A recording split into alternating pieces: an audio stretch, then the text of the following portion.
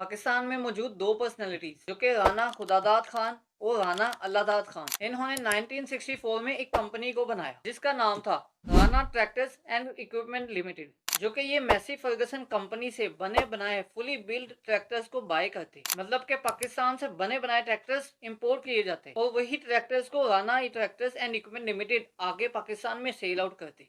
मतलब कि पाकिस्तान में फुली बिल्ड ट्रैक्टर्स इंपोर्ट किए जाते थे और इस कंपनी के थ्रू पाकिस्तान में डिस्ट्रीब्यूट किए जाते थे। और फिर 1967 में तो थोड़ी सी असेंबलिंग भी होने लग गई, जो कि पाकिस्तान की सिटी लाहौर में हुई। और फिर साल था 1973 का, जब ये Rana equipment and tractors limited का नाम चेंज किया गया और नया नाम रखा मिल्लत ट्रैक्टर्स।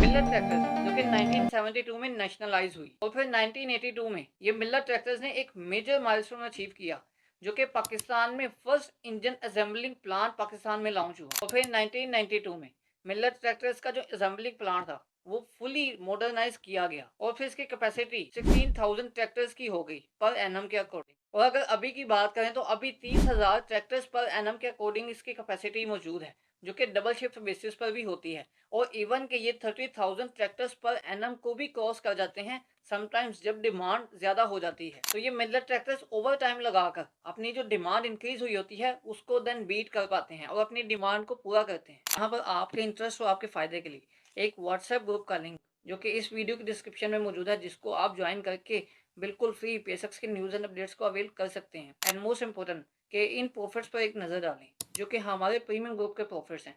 तो इन प्रॉफिट्स को भी अवेल करने के लिए आप हमारे प्रीमियम ग्रुप को जस्ट 1000 फी पे करके ज्वाइन कर सकते हैं, जिससे आपको ऐसे प्रॉफिटेबल सिग्नल्स मिलेंगे। अब जैसे कि ये मिलर ट्रैक्टर्स के एनालिसिस कमेंट्स की बुनियाद पर किए गए हैं कि बहुत ज़्यादा कमेंट्स मिलर ट्रैक्टर्स पर भी आए थे, तो ये कमेंट्स आपके सामने हैं। अब यही इसी तरह अगर आप किसी कंपनी के एनालिसिस चाहते हैं, आप न्यू सब्सक्राइबर हैं तो आप चैनल को लाजमी सब्सक्राइब कर लें। तो अगर ओल्ड सब्सक्राइबर भी हैं तब भी आप कमेंट सेक्शन में कमेंट कर सकते हैं कि आपको मजीद किसी कंपनी के एनालिसिस चाहिए। और बहुत से कंपनीज के एनालिसिस की वीडियोस के लिंक्स तो इसी वीडियो के डिस्क्रिप्शन में मौजूद है, तो आप उन वीडियोस के एनालिसिस को भी देखकर अपने लिए एक स्ट्रेटजी सेट कर सकते हैं और आप स्टॉक्स को चूज कर सकते हैं। तो उम्मीद है कि वो एनालिसिस भी आपके लिए स्टॉक्स को चूज करने के लिए बहुत ज़्यादा हेल्पफुल रहेंगे। तो चलिए वीडियो को स्टार्ट करते हैं।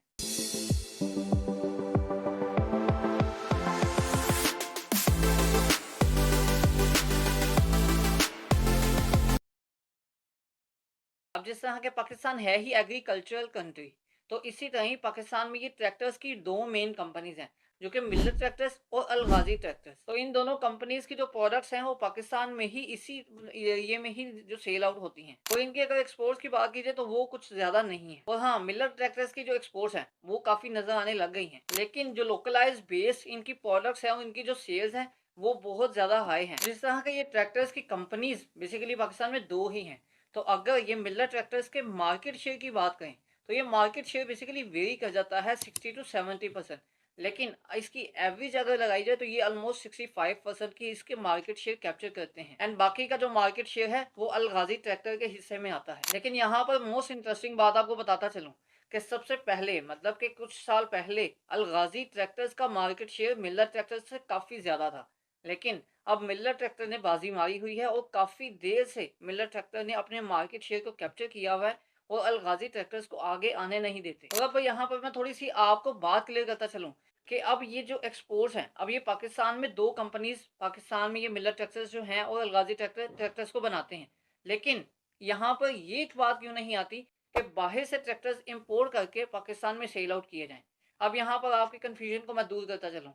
जिस तरह के मिलर ट्रैक्टर्स जो कि 90% से जो कंपोनेंट है वो लोकली बेस्ड ही हैं। इनके 90% इनके जो रॉ मटेरियल, इनके असेंबलिंग पार्ट्स, इनके बाकी जो सारी चीज़ें हैं 90% लोकली बेस्ड है, मतलब कि पाकिस्तान में ही मैन्युफैक्चर होती हैं। जो कि सबसे बड़ी मेन रीज़न है कि पाकिस्तान में मैन्युफैक्चर होने वाले ट्रैक्टर्स उनकी प्राइस बहुत ही लो होती है as compared to imported tractors. तो इम्पोर्टेड ट्रैक्टर्स कभी भी पाकिस्तान में आकर कामयाब नहीं हो सकते या वो पाकिस्तान में सेल आउट ज़्यादा नहीं हो सकते, क्योंकि पाकिस्तान में जो ट्रैक्टर्स की इंडस्ट्री है वो लोकली बेस्ड है और वो लोकल बेस पर जो ट्रैक्टर्स बनते हैं उनकी जो प्राइसेज़ है वो बहुत ज़्यादा लो होती हैं। तो यहाँ पर ये वर्ड तो यूज़ करना लाज़मी है कि प्राइसिंग पावर, मतलब कि मिलर ट्रैक्टर्स के पास, अलगाज़ी ट्रैक्टर्स के पास प्राइसिंग पावर होती है। अब जिस तरह के प्राइसिंग पावर के अकॉर्डिंग आप प्रॉफिट्स देख लें, तो प्रॉफिट्स पिछले सालों से इस साल में काफ़ी ज़्यादा है और आगे मज़ीद बढ़ता ही जाएगा। जिस तरह के सीमेंट में इसी तरह होता है कि जो सीमेंट की जो प्राइसेज़ हैं, वो कंपनीज़ अगर कोई टैक्स लगता है तो वो पास ऑन कर देती हैं कस्टमर्स को। तो ये ट्रैक्टर्स की कंपनीज़ में भी ऐसा ही हो रहा है। तो इसमें भी भाई अगर कोई टैक्स लगता है, कोई लेवी या कुछ भी टैक्सेस वगैरह टाइप का कुछ लगता है या एक्सपे एक्सपेंसेस इंक्रीज़ होते हैं, तो वो उस एक्सपेंसेस को पास ऑन कर देते हैं अपने कस्टमर्स पर। तो मतलब कि पाकिस्तान में ये 2 कंपनीज़ ही बादशाह बनी बैठी हैं, मिल्लत ट्रैक्टर्स और अलगाज़ी ट्रैक्टर्स, इस पूरी के पूरे पाकिस्तान में ट्रैक्टर इंडस्ट्री पर। तो अगर पाकिस्तान में कोई ट्रैक्टर्स आके मज़ीद इनको कम्पीट कर सकता है, तो वो लोकली बेस्ड ट्रैक्टर्स की कंपनी ही हो सकती है। इंपोर्टेड ट्रैक्टर्स कभी भी इनको बीट नहीं कर सकती। तो अब यहाँ पर चूँकि ऑटोमोबाइल सेक्टर से बिलॉन्ग करती है, तो यहाँ पर सेम एज़ इट इज़ इसको कहेंगे नेगेटिव कैश साइकिल। मतलब कि जिस तरह के बाकी टोयोटा कंपनी हो गई, बाकी जिस तरह की कंपनीज़ हैं, ऑटोमोबाइल असेंबलर्स, वो सब के सब जो एडवांस में कैश लेते हैं, एडवांस में अपनी पेमेंट रिसीव करते हैं, then after some time, after some duration, जो कि उन्होंने एक एक टाइम ड्यूरेशन सेट किया होता है, उसके बाद उनको प्रोडक्ट दे देते हैं। तो ये है नेगेटिव कैश साइकिल कि कंपनी को अपना जो वर्किंग कैपिटल है वो यूज़ नहीं करना पड़ता। कंपनी के पास खुद की कोई इन्वेस्टमेंट जो मौजूद है, वो उसमें यूटिलाइज़ नहीं होती। जिस तरह के बहुत से इंडस्ट्रीज़ में वर्किंग कैपिटल काफ़ी ज़्यादा यूज़ होता है। तो अब बात करते हैं इसके प्रोडक्ट्स की, जो कि प्रोडक्ट रेंज या टेक्नोलॉजिकल प्रोग्रेस है इसकी। तो एमटीएल बेसिकली मतलब ट्रैक्टर्स बनाते हैं। ट्रैक्टर्स इसका मतलब लाइसेंस है अंडर मैसी फर्गसन का ही एजीसीओ जो है। वैसे तो यहीं diesel engines and generator set generating sets जो है ये बनाते हैं और इनकी जो कैपेसिटी है वो वेरी करती है। ये डिफरेंट टाइप्स के जो डीजल इंजन्स और जनरेटिंग सेट्स बनाते हैं। वैसे तो यहीं फोर्कलिफ्ट ट्रक्स वगैरह की इनकी जो प्रोडक्ट्स हैं और मेन जो agriculture implements and spare parts जो हैं, जो कि एग्रीकल्चर में यूज़ किए जाते हैं, ये इनके मेन प्रोडक्ट्स हैं और इनकी वेबसाइट से ली गई प्रोडक्ट्स की डिटेल भी ये आपके सामने है। तो ये प्रोडक्ट्स के बाद अगर हम इसके मेन कस्टमर्स की बात करें, तो मेन कस्टमर्स इसके वही हैं जो कि फार्मर्स, मतलब कि जो किसान हैं वो इनके मेन कस्टमर्स हैं। इसी तरह एग्रीकल्चर बिजनेसेस इनके कस्टमर्स हैं एंड इंडस्ट्रियल यूजर्स जो हैं वो भी इनके कस्टमर्स में काउंट किए जाते हैं। तो अब इसके ग्रुप स्ट्रक्चर या एफिलिएट्स की बात करते हैं। तो सबसे पहले ये तस्वीर आपके सामने है जिसमें बुलान कास्टिंग जो है ये इसकी सब्सिडी के तौर पर है। इसी तरह मिल्लत इक्विपमेंट लिमिटेड है, मिल्लत इंडस्ट्रियल प्रोडक्ट्स है, इसी तरह टीपैक टीआईपीईजी जो कि इंटर ट्रेड डीएमसीसी दुबई में है, ये इनकी हैंडल करती है इंटरनेशनल एक्सपोर्ट्स, ये इनकी सब्सिडरी है। और इसी तरह एक में इनका 15.8% स्टेक होल्डर है जो कि हुंडई निशाद मोटर्स है फॉर लोकल ऑटोमोबाइल प्रोडक्शन। इसी तरह यही सब्सिडीज की डिटेल एनुअल रिपोर्ट से जो ली गई है वो भी आपके सामने है। और अगर मैं इसके बारे में कुछ आपको लेटेस्ट जो बताऊं जो कि इसके फ्यूचर में भी थोड़ी सी काम आएगी न्यूज़। अब यहाँ पर बेसिकली जो पंजाब ग्रीन ट्रैक्टर प्रोग्राम है जो कि पंजाब के सीएम की तरफ से स्टार्ट किया गया था। अब बेसिकली वो लॉन्च हुआ पंजाब ग्रीन ट्रैक्टर प्रोग्राम। अब ये जो लॉन्च हुआ है ये सितंबर 2025 से तकरीबन इसकी जो लॉन्चिंग है वो कंप्लीट हो स्टार्ट हो जाएगी और इसकी जो एप्लीकेशन है वो भी सबमिट होना स्टार्ट हो जाएगी जो कि अक्टूबर 2025 तक होगी। देन नवंबर 2025 में इसकी बैलेटिंग होगी और विनर्स की जो लिस्ट है वो भी अनाउंस कर दी जाएगी एंड देन 31 मार्च 2026 को फाइनलाइज किया जाएगा। और ये कंप्लीट जो प्रोसीजर है इसका ग्रीन ट्रैक्टर्स का, वो जो ट्रैक्टर्स है वो सबको देकर 31 मार्च 2026 तक इसको कंप्लीट किया जाएगा। तो ये टाइम ड्यूरेशन इस जो प्रोग्राम है इसके लिए भी सेट है। तो उसका भी काफ़ी ज़्यादा फ़ायदा ट्रैक्टर्स की दोनों कंपनीज़ को हो सकता है। और अब मिलर ट्रैक्टर से लेकर कुछ न्यूज़ेज़ वगैरह काफ़ी सर्कुलेट करती रही हैं, तो वो भी न्यूज़ेज़ आपके सामने हैं। लेकिन उसका कोई एज़ सच कोई बुरा इम्पैक्ट मिलर ट्रैक्टर्स पर पड़ने नहीं वाला। लेकिन चूँकि इसकी सेल्स वगैरह डिक्रीज़ हुई हैं, तभी इसकी जो स्टॉक की प्राइस है वो एक नॉर्मल रेंज में स्टैंड की हुई है और इसी तरह ही नॉर्मल रेंज में ही है। और ये मैं आपको इसका एक प्रूफ के साथ दिखाता हूँ। तो चलिए मैं आपको लिए चलता हूँ पीएसएक्स की ऑफिशियल वेबसाइट पर, जिसमें हम उसके थोड़े से एनालिसिस करके देन एनुअल रिपोर्ट पर आकर उसके फंडामेंटल एनालिसिस भी करते हैं। तो पीएसएक्स की ऑफिशियल वेबसाइट पर आ जाएं, जिसमें आप देख सकते हैं कि मिलर ट्रैक्टर्स लिमिटेड जो अब तक की स्टॉक की प्राइस है वो 551.88 रुपीज़ है, जो कि इसके 52 वीक्स रेंज का हाई देखें तो 760 इसका 52 वीक्स रेंज का हाई है और ये काफ़ी ज़्यादा कंसोलिडेशन में अभी चल रहा है। अगर इसके हम फ्री फ्लोट की बात करें तो 45% जो इसका फ्री फ्लोट है वो मार्केट कैपिटलाइजेशन भी आपके सामने है। और इसके अगर हम नीचे आकर फाइनेंशियल्स को देखें, एनुअल बेस पर तो आप फाइनेंशियल देख लें कि 2021 में 59.68 रुपीज़ जो इसकी अर्निंग पर शेयर, इसकी सेल्स काफ़ी ज़्यादा इंक्रीज रही और इसके जो प्रॉफिट आफ्टर टैक्स है वो भी काफ़ी ज़्यादा इंक्रीज रहा। अब यहाँ पर सेम ऐसे ही 2022 में आ जाए तो सेल्स कंपनी की इंक्रीज हुई, लेकिन उसकी बिहाफ़ पर जो कंपनी के जो प्रॉफ़िट्स हैं वो थोड़े सेल्स की निस्बत डिक्रीज़ रहे और पिछले 2024 की निस्बत भी थोड़ा डिक्रीज़ रहा इसका प्रॉफ़िट, जिसकी वजह से इसकी जो ईपीएस है वो 28.19 रही और 2022 से आगे 2023 में जो कंपनी की सेल्स हैं वो थोड़ी डिक्रीज़ हो गई। जो लेकिन 2021 से जो सेल्स हैं वो काफ़ी ज़्यादा इंक्रीज़ रही थी। लेकिन प्रॉफ़िट आफ्टर टैक्सेशन को देखें तो वो काफ़ी ज़्यादा डिक्रीज़ हो गया था एज़ कम्पेयर टू 2022 और 2021। तो यहाँ पर 17.61 इसकी जो अर्निंग पर शेयर रही। अब 2024 के अकॉर्डिंग भी आप देख सकते हैं, 2024 में इनकी जो सेल्स हैं वो काफ़ी ज़्यादा इंक्रीज़ हो गई। इवन कि अगर हम कंपेयर करें 2021 से, जो कि पिछले 3 सालों में काफ़ी ज़्यादा जो प्रोग्रेस दिखाने वाला साल है वो 2021 ही रहा। 22-23 में नॉर्मल प्रोग्रेस रही लेकिन 2021 से कम ही रही। तो उसको देख लें तो 2024 में उससे काफ़ी ज़्यादा जो सेल्स हैं वो काउंट की गई और इसी तरह जो प्रॉफिट आफ्टर टैक्स है वो भी कंपनी का काफ़ी ज़्यादा इंक्रीज़ रहा और जो कि 2021 की निस्बत 2024 का प्रॉफिट है वो तकरीबन 80% तक डबल रहा था, 80% तक इंक्रीज़ रहा था। तो इसी तरह इसकी जो ईपीएस है वो 51.70 काउंट की गई। तो इसको अगर मैं आपको क्वार्टर वाइज़ लेकर चलूँ तो क्वार्टर वाइज़ जो कम आपको पता चलेगा कि 2025 में कंपनी आखिर परफ़ॉर्म ही क्यों नहीं कर रही। तो 2024 का जो थर्ड क्वार्टर है उसकी जो अर्निंग पर शेयर 15.72 रही लेकिन फर्स्ट क्वार्टर 2025 उसकी अर्निंग पर शेयर 2.97 जो कि कंपनी की जो सेल्स हैं कंपनी का जो प्रॉफिट है वो काफ़ी ज़्यादा डिक्रीज हो गए 2000 जो 25 है सेकंड क्वार्टर उसमें कंपनी ने सेम परफॉर्मेंस दिखाई जैसे कि पिछले क्वार्टर में थी previous quarter of the same year of the same time. तो ये सेम टाइम के जो क्वार्टर है वो ठीक रहा कि अर्निंग पर शिफ्ट 15.86 रही।